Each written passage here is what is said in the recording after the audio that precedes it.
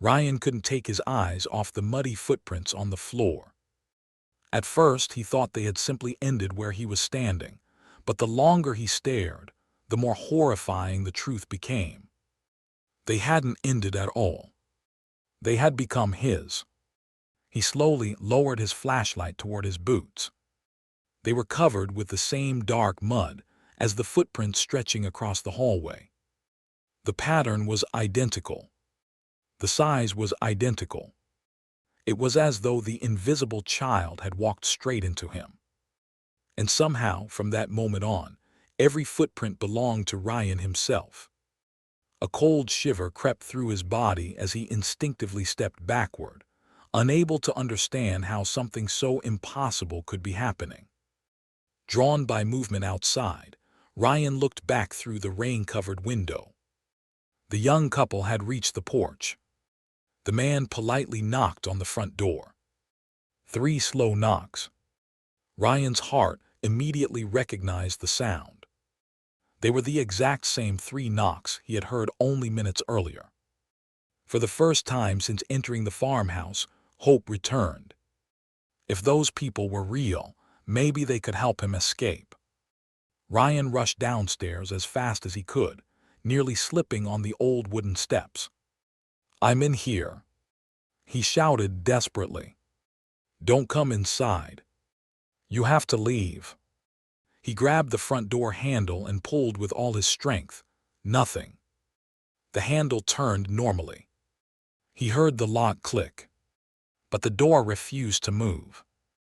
It was as though the house itself had decided it would never open for him again.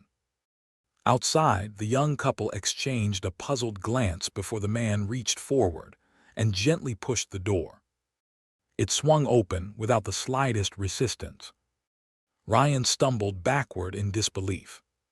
The door had refused to open for him, yet it welcomed them as though nothing had ever been wrong.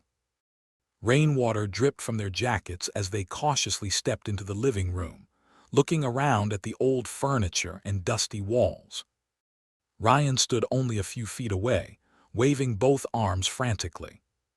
"Thank God you're here," he cried. "Listen to me.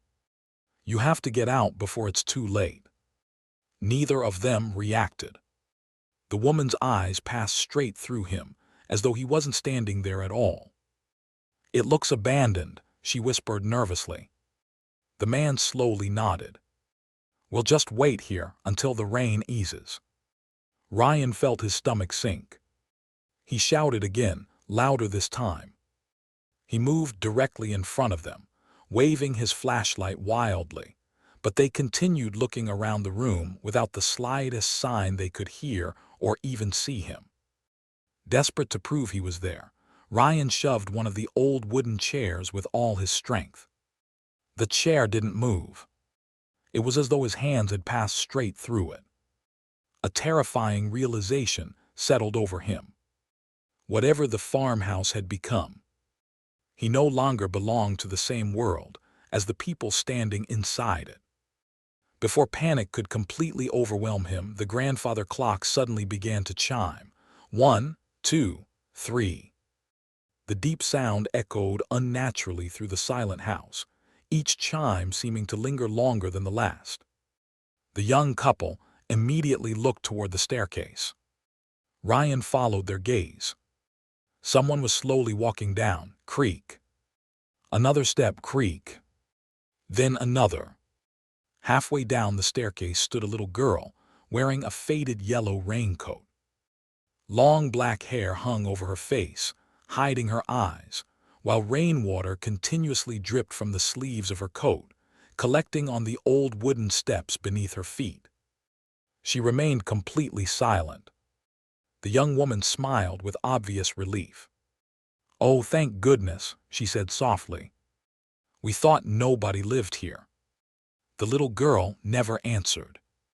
She simply raised one finger and pointed toward the upstairs hallway. Without speaking, without blinking, without moving another muscle, the man hesitated for only a moment before glancing at his companion. "Do you think she wants us to follow her?" The woman nodded.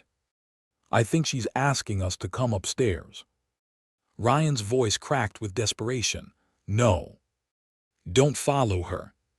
Please. Just leave. His words meant nothing. The couple calmly walked past him, following the silent child up the staircase one slow step at a time, until all three disappeared into the darkness above. Seconds later, the house became completely silent again. Then Ryan felt something gently touch his shoulder.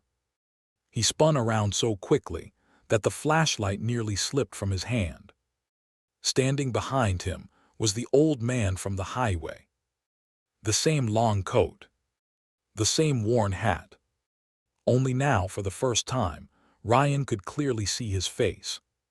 His skin was pale with age, and his tired eyes carried an overwhelming sadness rather than fear. I tried to warn you, the old man said quietly. Ryan stared at him, barely able to speak. Who are you?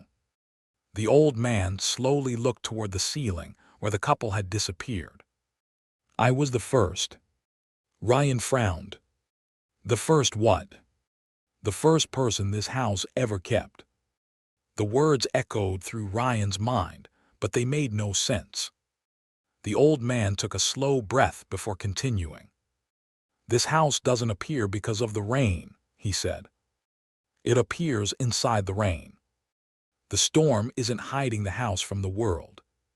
He paused. The house is using the storm to hide itself.